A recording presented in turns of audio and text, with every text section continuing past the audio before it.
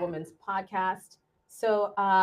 We are going live on social media as well as recording, but I'm so excited today because we have Shantelle, who is not only our medical assistant, our manager, she's behind everything that we do here at Rejuvenate Health and Wellness.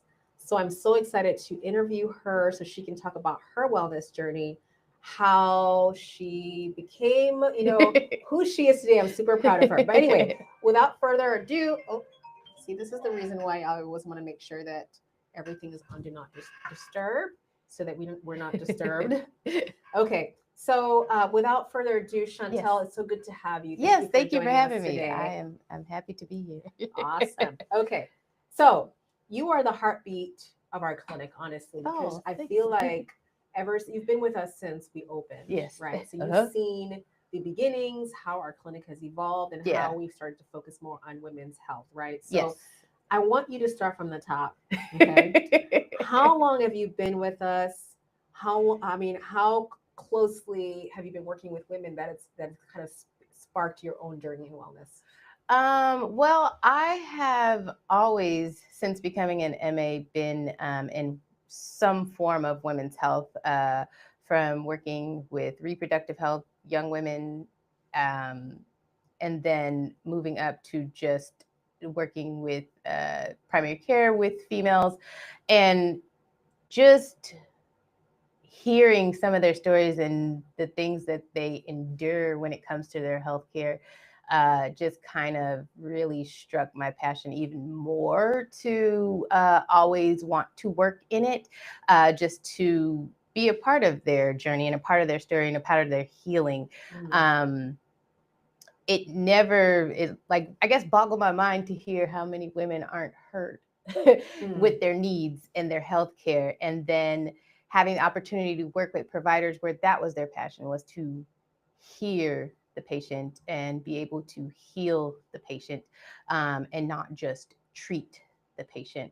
And so that has also driven me more. And then with coming across Rejuvenate Health and Wellness, I was moving back home for family needs, and I was just looking for work at the time because I was like, you're MA, you can find work, and I was just looking and looking, and I came across your ad, and it was along the lines of work that I was already doing. So weight Right. loss at the time, primary care, functional medicine, and some hormones. So I was like, oh, okay, and I do those kind of things now, so this should be an easy transition. Yeah. We went through the process, started, and just meeting you was amazing and definitely has inspired me even more in what we do, and just how we've evolved from day one. Like day one, we started out like, typical clinic, you're taking insurance, we're seeing all sorts of things. But as your passion kind of transitioned into the care of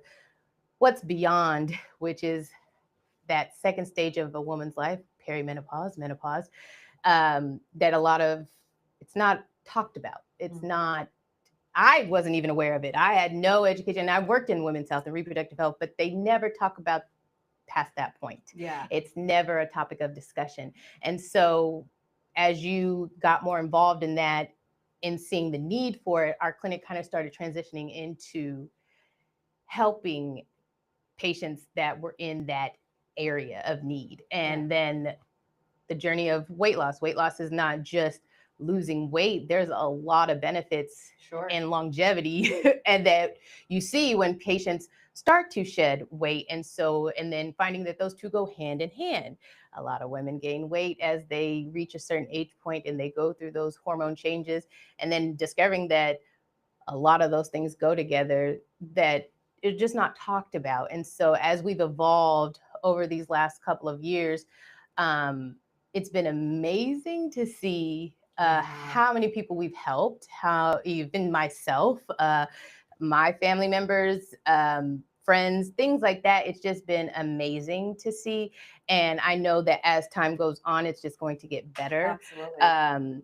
And so I think as I go on in my days of career, this will always be the line I would work in when it comes to medicine, is is strictly women's health, and then even more so the aftermath of women's health, which is that perimenopause, menopause stage. Because Absolutely. again, like I said, it's never talked about, and just how many people have we've helped, like, and transformed them. And I hate the "I feel back to myself" term, but it's real. It's a real It's thing. real. It's a Well, real on thing. that note that you just said, because I know we worked at one point, it was just you and I that were in the clinic before Mhm. Jennifer joined us. And we've Mhm. had other people kind of in between there. Mhm. You shared some struggles that you had. Yes. Can you talk about how, when you see these women going through those struggles, how you saw that in yourself and began your healing process? I definitely saw it. I first came across my own journey about 5 years ago of learning what insulin resistance was. Because again, that wasn't a test that it's not a test that gets ran when you're checking for weight issues. A lot of times, the only thing that I was ever checked for was my hemoglobin A1C, and it's always been a little borderline, but nothing out of the ordinary, and just told to take metformin. But when I first discovered what insulin resistance is, or hyperinsulinemia was, it was like, oh, that makes sense of why I can lose 20, gain 20, lose 20, gain 20. And I, because I could never understand, like I've done programs, I've done probably everything that everybody's done, the Weight Watchers, All the things, all all the the things. diets. And then it would work, but then it wouldn't work. And I'd be like, okay, well, what am I doing wrong? But then discovering what was happening on the inside contributed to why my goals couldn't be met. It was like, oh, okay, that makes sense. And then having that education has helped me tremendously. And then seeing like patients struggle, because at the time I was told you need to fast, and I'm like, fast? I'm like, What does I that mean? can't, I can't do that. Like, you mean not have anything to eat? Just water? Like, are you sure? And then I was told my fasting window was, I had 20 hours of fasting, a 4-hour eating window. And that can put a person in a panic. It put me in a Of panic. course, it'll put me in a panic. And I remember the first thing I did was I bought 4 meals, a meal for each hour. Because he said I had 4 hours to eat. So I was like, cool. And I remember I bought 4 different meals. And of course, I couldn't eat them. After eating one, I was like, okay, I'm full. I don't know why I did that, but that was just the initial panic. But as time went on and I learned how to fast and I learned what worked, it was like, okay, you find your niche. And I know, like, that is something that we are introducing a lot of our patients to. And it's a fear and a panic, but I try to make sure I encourage them along the way, or let them know, like, hey, I'm in my fasting window. How's your fasting going? And or letting them know, like, it does get easier over time, or like, just start small. We have them start small and then increase their time frame. And I'm like, they'll come and be like, well, I don't feel hungry. Well, if you don't feel hungry, try another hour. It'll go a little bit longer. So you're pretty much walking through this as you're experiencing this, Yes. right? Yes. Now tell me what those struggles look like, because I remember specifically one time when we had the conversation about movement, and you were like, Yes. I don't do that kind of thing. Tell me about that. Yes. Talk about that. I had a relapse of having to restart my journey when I moved back to Alaska in 2023, and I had put my weight back on. And so I was like, okay, Dr. Day, I need to get a visit. Let's do this. Let's start this. What we're doing with our patients, I want to do it. And then Dr. Day was like, okay, you've got to change, how you eat this. We're going to do this. And then you've also got to do some movement. And now I'm not a girl that moves. I've had plenty of gym memberships. I've paid a lot of their bills. We all have. And I never go. And it was just because it was just not my thing. I wasn't a girl that played outside. I'm not a one that was active. And I was just like, nope, I don't think I can do that part. Fast forward to 2024, a friend of mine and a group of girls were working out with a friend trainer, and they had been doing it since the end of 23. And I'd see them and I'd just be like, no. And my friend was like, you should join us. And I was just like, I don't know about that. And she was like, it's just a couple hours a day. This is what we do. And I was just like, I don't think so.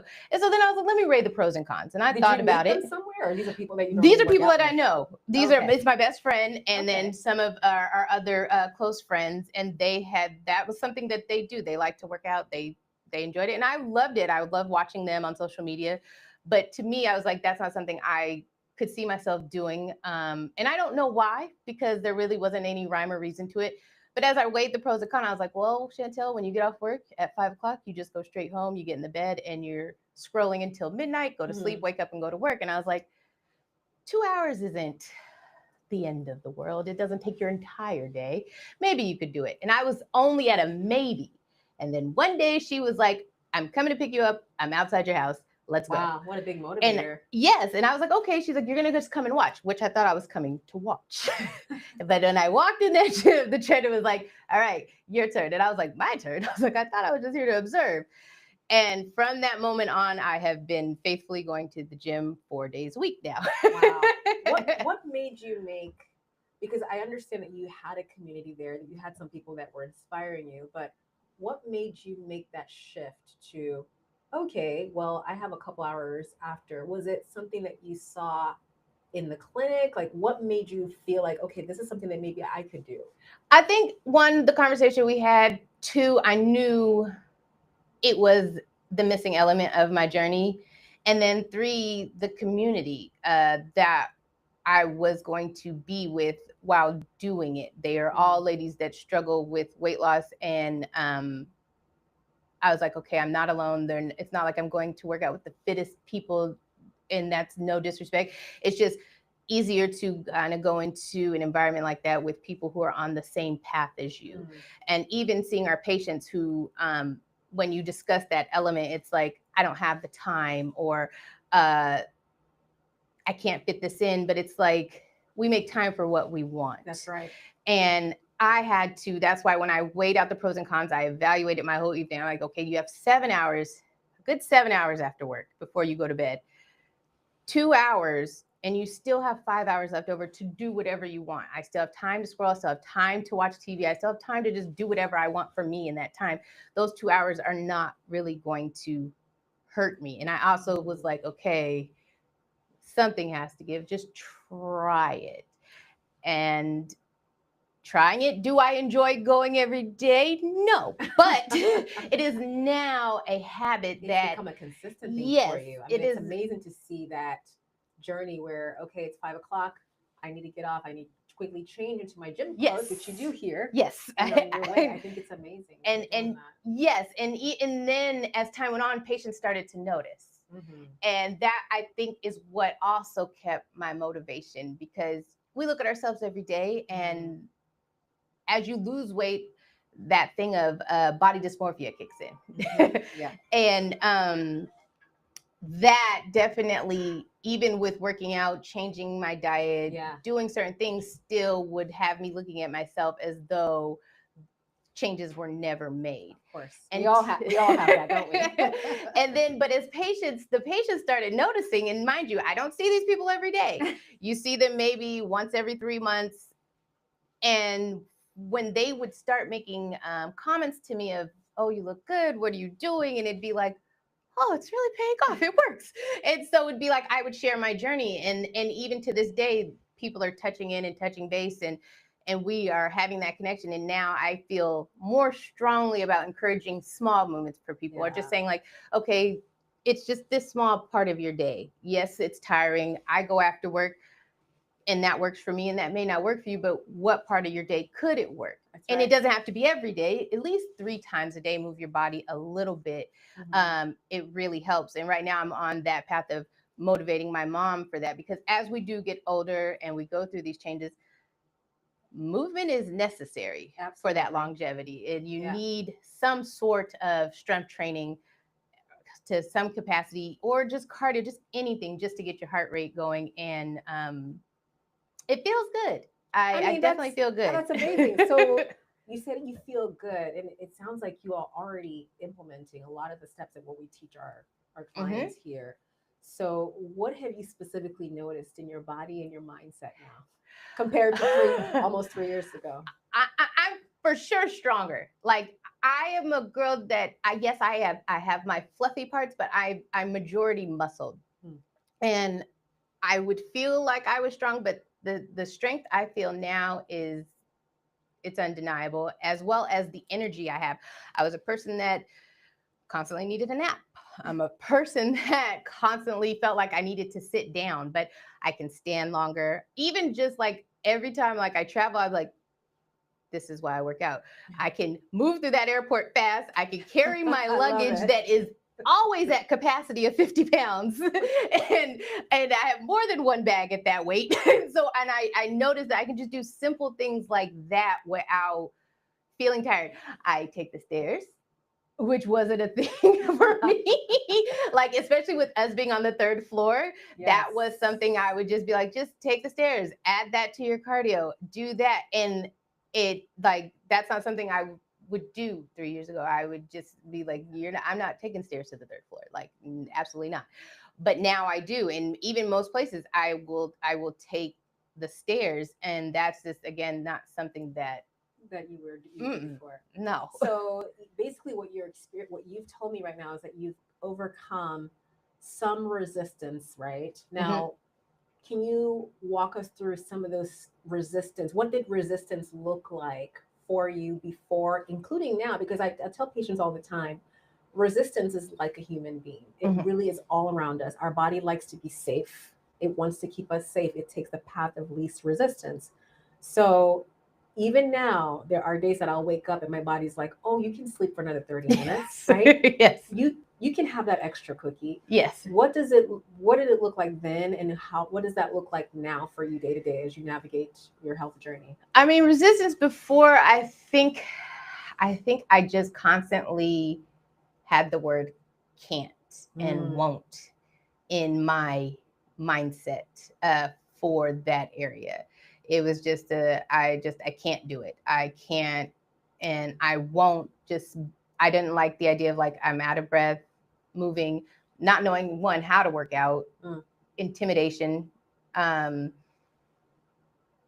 more body conscious of, like, I constantly thinking, like, okay, if I go in here and I do this, how are they looking at me, and are they judging me, and What other people thought. and I'm judging myself, and so not feeling the confidence to just go in there, and also the mindset of nobody's paying attention to you. Actually, it's not a thing. Nobody really cares. Nobody cares. Everybody's in their own workout bubble. And so that would always be my resistance. I can't do it, and I just won't do it. And also, I just didn't want to do it. And I made up excuses, and any excuse that could come out. I don't have the time. I definitely have the time. And it just wasn't for me. And then now the resistance more so is, should I, like, if I have something coming up, is it big enough for me to miss the gym? Is it necessary to miss? Like, is what I have going on that important? Like, or like Shantelle, like, okay, this is your time block. Like, anything else can really wait. And so it's like, if I really have to miss my sessions, is like, that's more the resistance. Like, do I really want to miss? I actually don't want to miss. Or now, like in the beginning, if all the girls weren't there, I didn't feel comfortable. But now I'm like, I don't care if y'all miss, I'm not missing. Like, that has nothing to do with me. I love it. So my resistance more so now is the battle with me is like, Shantelle, are you like, is it really necessary to miss? Like, especially like when you're going and traveling, it's like, how many, I need to get all my sessions before I go. That's the hard part sometimes, isn't it? Yes. Yeah. That is such a huge shift, and that's the same thing that everybody goes through. Yes. There's going to be days, and if you, I tell people all the time that if you focus on getting it right 100%, you will fail. Yes. But if we can get 80%, where there are days that you're going to have, because you're going to have bad days. There's going to be days you're not going to get up out of bed. There's going to be days where the nutrition isn't good. But what does the other 80% look like?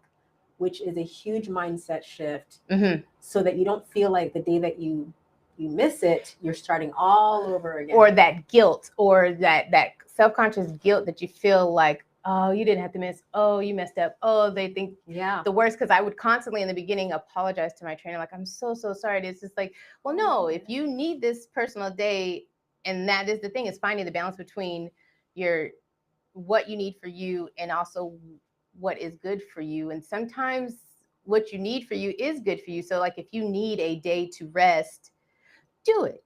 And then the next day you go right back on track. And it definitely was a mindset shift for me, because normally, like in the beginning, I would be like, okay, nobody's going, I'm not going, and then Yeah. missing a whole week. Yeah, When absolutely. that's like, was that really, did you really need to? did I really Yeah. need to? And what they have going on, does that really affect me? Hmm. No. Because, and that was another thing all of us have learned, is that my journey is my journey and yours is yours. Are we here together? 1000%. And that is a great cheer, but I can't interrupt what I have going on based off someone else. And I noticed sometimes that with our patients, and just encouraging them, like, okay, like, this is where you're at now. Like, just be in this moment, celebrate your small wins. It's okay. That's Like, right. that part is okay if you're not where you thought you were, but what is something that you did win in? Like, focus on that, and that keeps that motivation to keep going forward. So I have to ask you this question, because we, again, one of the things that our patients focus in on is that number on the scale. Yes. How did you go from, oh my goodness, that number has not moved? What is your idea about what the scale says right now? Because I'm looking at you now, and I remember back then, it's like, I don't even want to get on that scale. Let's talk about that. I will have to say I had that change probably earlier this year. I think because I have constantly been teeter-tottering between a certain weight range. And I just kind of hit a breaking point, where I wouldn't drive myself crazy, because that number on the scale will deter you, it will discourage you, and it will make you want to quit.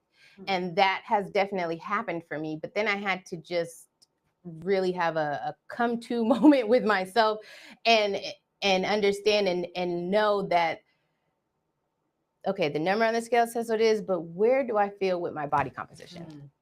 And body composition has become my main focal point for my journey. Can you tell the audience what a body composition is? So for me, for body composition is how your body transforms, as far as like how your clothes are fitting, how your muscles building, how your fat loss is decreasing, and looking more at that than the number on the scale. Because just a month ago, I had to get rechecked with that body composition, because our new provider, Jen, has me on a new fasting regimen where I do 236-hour fast a week.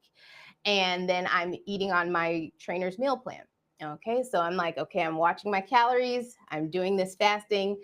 And so I was doing my weekly weigh-in for my trainer.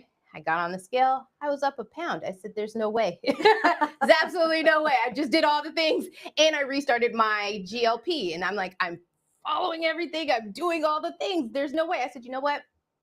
I'm going to go ahead and do a InBody, which is a body composition machine that gets more than just the weight. It gives us that breakdown of the composition. So I said, let me do that fully. And I did it. And it gave me what the number on the scale couldn't give me. It showed that I had lost 2% body fat. Yay! And I gained 2 pounds of muscle. So that put me at ease, because had I just stepped on a scale and saw that number go up, I, being me, would have said, you know what, forget it. I'm done. I'm not doing this fasting thing no more. I'm not following. I'm going to eat what I want tonight. And I'm over it. It would have just put me in a downward spiral. And by me seeing those numbers, I actually was super like, it did the opposite. I was like, okay, this is working. This is the thing. Absolutely. Because you start to notice in your body, right? Mm-hmm. Like, it doesn't make sense. How come my clothes are fitting better? Yes. You have more energy, you're sleeping yes. better, but it's not reflecting on the scale just yet. Yes. Right? Because sometimes there's a lot of shifts happening in our body. Yeah. Right? Yeah. So your muscle, you're gaining muscle, and you look amazing. Thank you. I'm looking at your face. I'm looking at your face, and I'm just like, you look great. Your confidence and the way you spoke. I mean, no, because I've seen it. I've seen the gradual transformation from 2023 when you started till now. Yes, it shines through in everything. Yes. So, what are some take homes that you would give to someone who's navigating? Maybe they're starting, or maybe they started and they stopped because they've given up. What are some things that you would advise them on? The number one thing I tell our patients and myself is you've got to give yourself grace. You really do. The second thing, like I said, is celebrate your small wins. Are we at the finish line? No. But Did we make some progress along the way? Yes. And you have to really, really let those be your leading point, because if not, you'll just strictly be fixated on the end result, and you'll miss the whole point of how to sustain it once you get to that point. Uh, and I would just also say,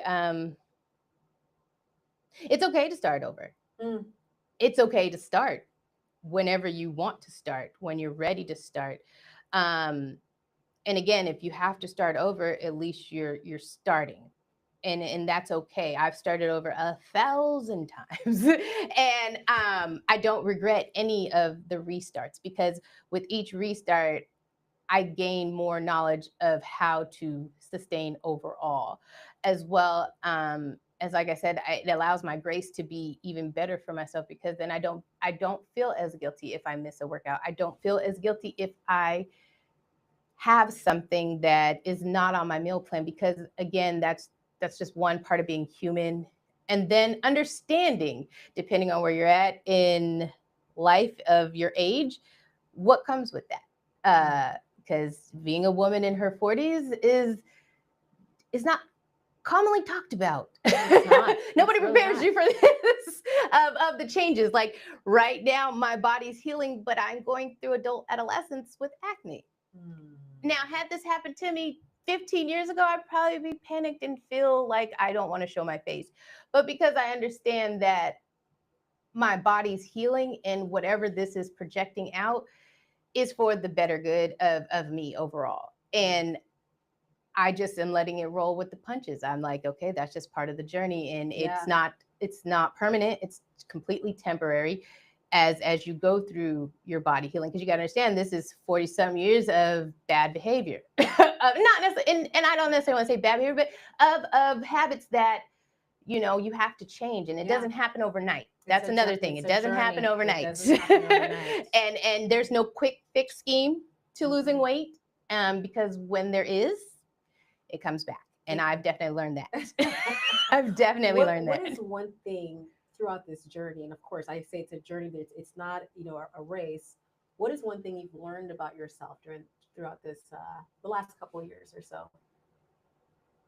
That I'm capable and I Mm. can. And Yes, you can. change isn't bad. Uh, and having changes is necessary, especially for your life, because sometimes we get stagnant, or we get comfortable, Mm. because we're like, well, I've been like this my whole life. Why change it? Or what's the point of changing it now that I'm this age? Because sometimes that happens, and we're like, well, I'm this age, I've Yeah. gone through this. What's the point of changing? But it feels good, because I feel renewed. I definitely feel like I'm definitely a better version of You're myself. the elevated woman that we talked about. Yes, I'm definitely You a are better that version of elevated woman myself. that you're talking about. And that confidence that you mentioned, it's there. Like Yeah. not and it's not something I mean, I've had it, but I don't feel like it exuded the way it does now. Mhm. And I'm very, very comfortable. And even though I haven't reached my goal, which is another thing, I don't actually have a goal. And I think also that's probably a big thing, is not necessarily having a goal, just more of, what do you want to feel like? Mm. How do you want to be seen? And I'm okay not being at a number that I would like to see on the scale, because I feel good. And I feel a lot stronger, mentally, physically. It's definitely helped in those areas. So it's just like, yeah, just be proud of where you are in your journey. Know that it does take time. I love it. It I takes love it. complete time. Shantelle, thank you so much for sharing your journey Yeah, and just being willing to be open. And I love that always. every single patient, before I get in there, Chantel's already giving them the breakdown. Okay, this is what we're gonna. She's already coaching them. I love it. All right. Yes. If this episode resonated with you and you want to take the step, just like our clients and Shantelle has, definitely go to our website, www.rejuvenate health and wellness. Go ahead and you can book a consultation. We start with the body composition. Yes. We start with getting to know you and giving you a roadmap. Check out the show notes if you're listening to the podcast. There's some resources for you to start, or if you want to just come straight into the clinic, that's fine too. Thank you guys that are watching live. Thank you. Come see We'll us. see you soon. Okay, bye bye.